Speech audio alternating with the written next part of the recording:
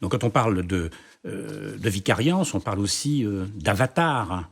Vous dites par exemple que le schéma corporel est un personnage simulé, comme s'il Oui. y avait...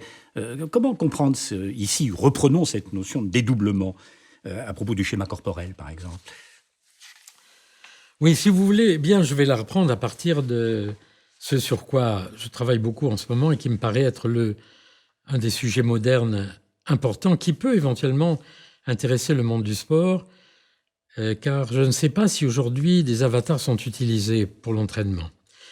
Oui, donc nous avons dans notre cerveau un double de nous-mêmes qui est un véritable schéma du corps en acte et de ses relations avec les espaces.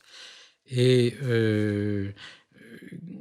aujourd'hui, dans les technologies modernes, dans les mondes virtuels, dans les jeux virtuels, mais aussi dans certaines activités industrielles maintenant, l'homme crée des doubles de lui-même qui sont des avatars, c'est-à-dire des créatures qui sont après tout rien d'autre que des algorithmes d'informatique, qui sont des images, c'est des pixels. Mais il se trouve que dans ces jeux vidéo, nous avons maintenant des témoignages extraordinaires qui nous disent que les gens se projettent vraiment dans ces personnages. Je travaille actuellement avec une artiste qui s'appelle Claire Sistac, qui s'est immergée dans un jeu virtuel. Elle a fait un avatar qui a tout perdu, elle a fait une quasi-dépression. Elle a ensuite fait un deuxième avatar qui a tout gagné, elle est sortie de la dépression, et aujourd'hui même, ou peu après ce jeu, quand elle voyait l'image de cet avatar, elle en ressentait une certaine tristesse. Ça veut dire qu'elle s'était complètement projetée. C'est-à-dire que le double n'est plus seulement là, il est aussi aujourd'hui dans les mondes virtuels. Alors, ceci est utilisé aujourd'hui. Par exemple, en psychiatrie ou dans certaines méthodes de rééducation, on emploie ces avatars pour permettre à des patients, par exemple, de retrouver leur conscience de soi. Donc c'est extrêmement intéressant qu'il puisse y avoir une correspondance entre le double que nous avons dans notre tête et ces doubles.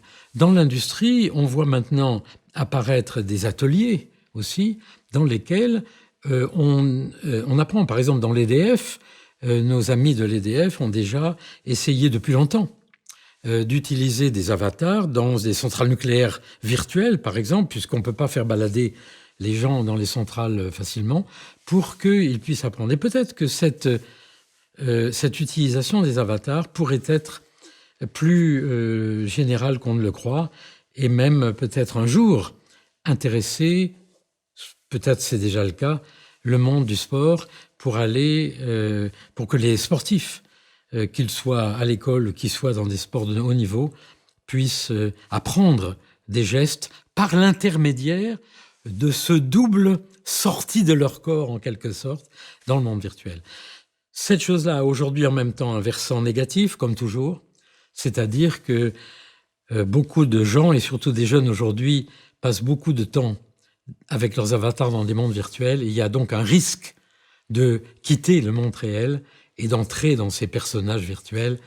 Et là, il y a un problème sur lequel il faut qu'on soit très vigilant.